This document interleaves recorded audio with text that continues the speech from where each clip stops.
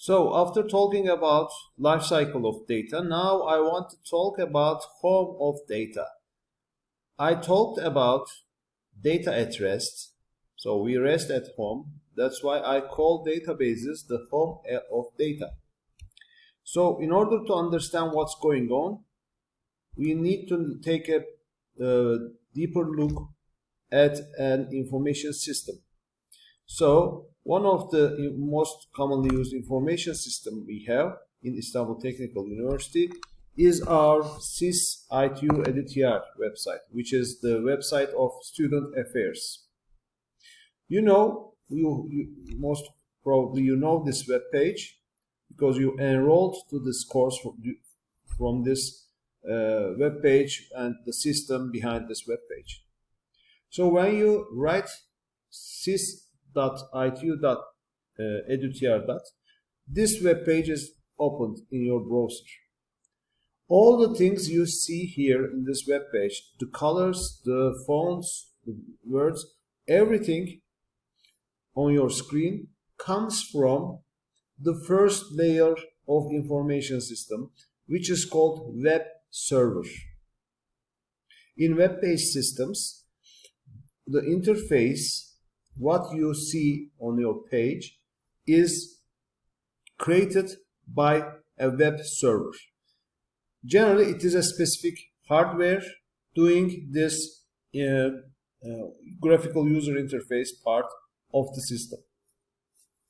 The second part is the application server, which is the main processing of the application, or which is these decisions created by the system. For example, when you want to enroll to a course, assume that you want to enroll for data analytics for business, a course from the 3rd degree, you can see that there is a prerequisite here. 311, you must get a minimum DD from END213. So someone needs to check this, okay? This is a prerequisite. Someone or some code needs to check whether you get this course or not. Assume that you want to get data analytics, END305, but before that you didn't receive END311. Then this is a problem. It says this is a prerequisite, so the system must check whether you fulfill this prerequisite or not. So this kind of controls, this kind of decisions are made by the application server. So sometimes you want to enroll to a course, but the course capacity is full. I know that you feel a little bad during this time, but this decision also comes from the application server. It checks the maximum capacity, it compares it with current capacity, then it says, okay, this course is full, you cannot register. And the third part of an information system is the database server, where the data are stored. So storing data and processing data is done in this layer, and generally this is also a specific hardware just for data management purposes. So for example, on your screen you can see some scores from the last year. I logged in onto SIS ITU EDTR and checked from the reports, and I can see which student got which degree, and you can see here it is last transaction date is also listed. This is the time that I entered the data to the system. It also stores this time data here.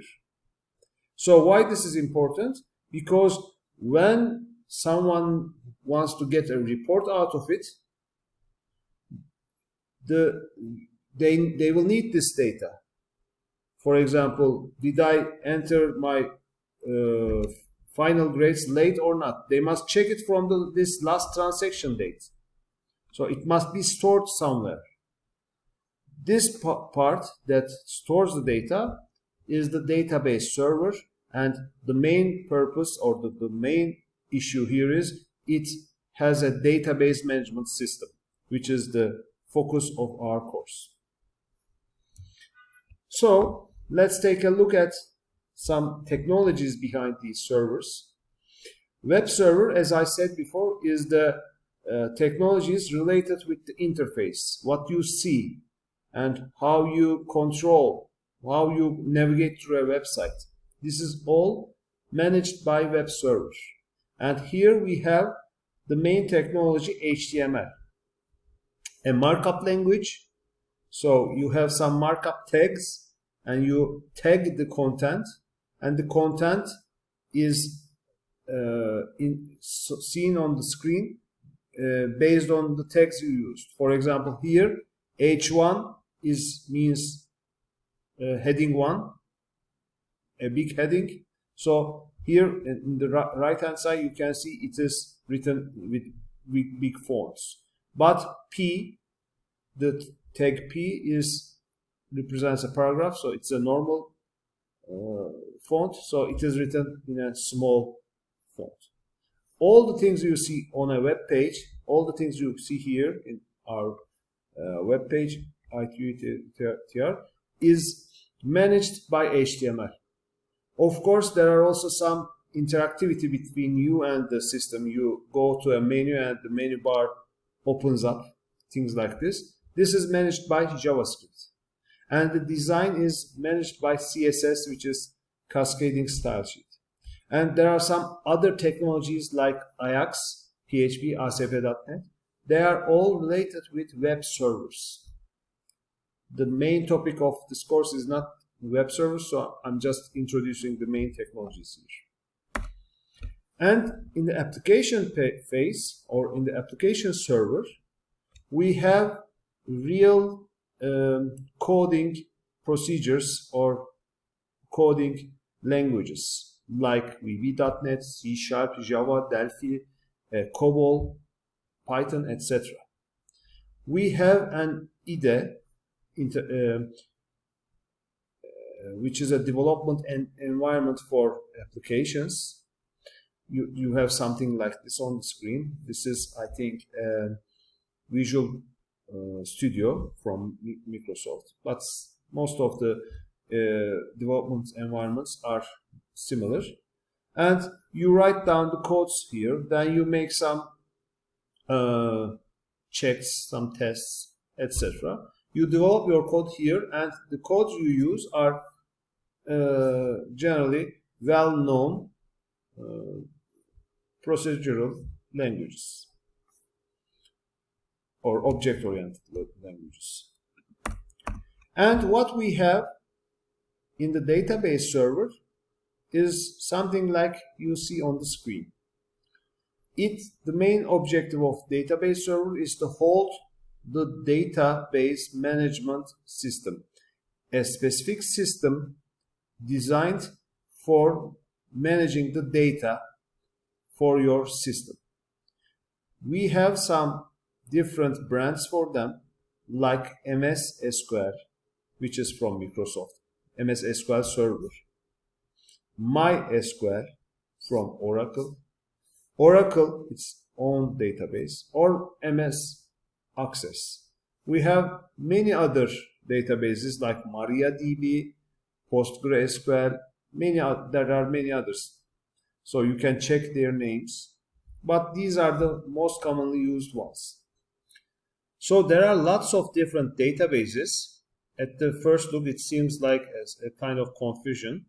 But the good news about this part is when you learn SQL or SQL, the language designed for relational databases, you can easily adapt to all of the relational databases, the ones you see on the screen or the others that you find on the web. So all relational databases use the same language called SQL. And in this course, you will learn SQL by making examples. Let's give a brief introduction to SQL.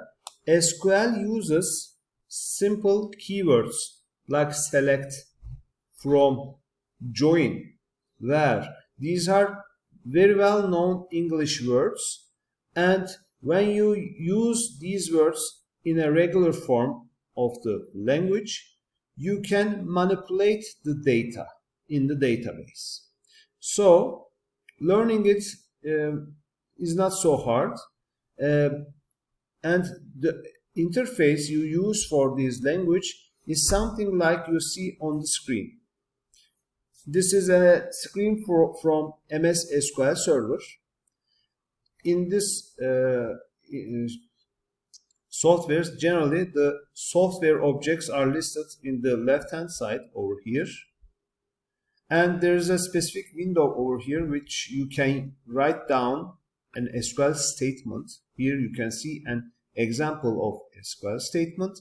And here at the bottom you can see the result of this SQL statement. So it's just like you write down your comments, send it to the server, and it works and gives you the result. It works just like this. And everything you do with the databases is done with SQL language.